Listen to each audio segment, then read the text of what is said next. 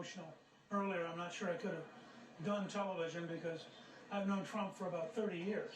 So I'm watching a personal friend get shot in front of me.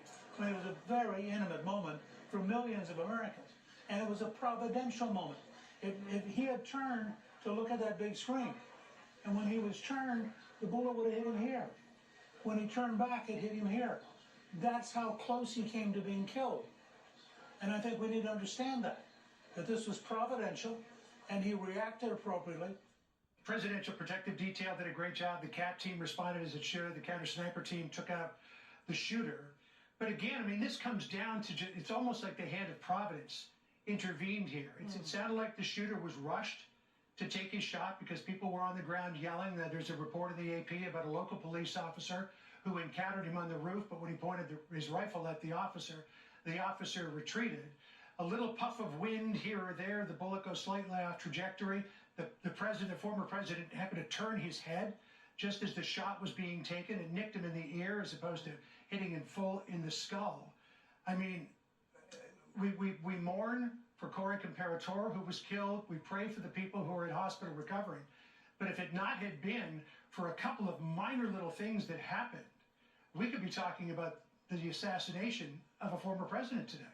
I don't think he'd want to stop doing them. You know, I think you see the response. Maybe, do you want to stop? But I think, you know, we got to guard that perimeter a little bit better. I came from a competitive shooting background. I mean, that 130-yard shot, it's like a 2-foot putt. That's nothing.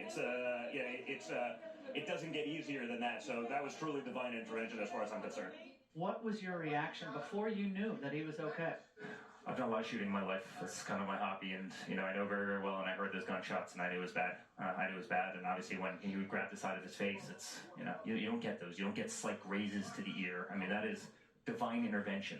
He is the luckiest man in the face of the earth, Donald Trump is. It's impossible that he's alive today. Now we have the case dismissed by Judge Eileen Cannon. Don't forget the Supreme Court ruling for presidential immunity. It's like the heavens have opened up and President Trump is the beneficiary. I've always believed he's touched by God. I've always believed he's like a biblical character. Barbarians handpicked by God, flawed human characters picked by God to be our defenders and to keep us safe. Is there any doubt who's going to be the next president of the United States? Prayer works. This nation based on faith. Prayer works. Because he was sure, as Donald Trump turned his head just slightly, that the bullet missed him just enough to save his life to be the next president of the United States.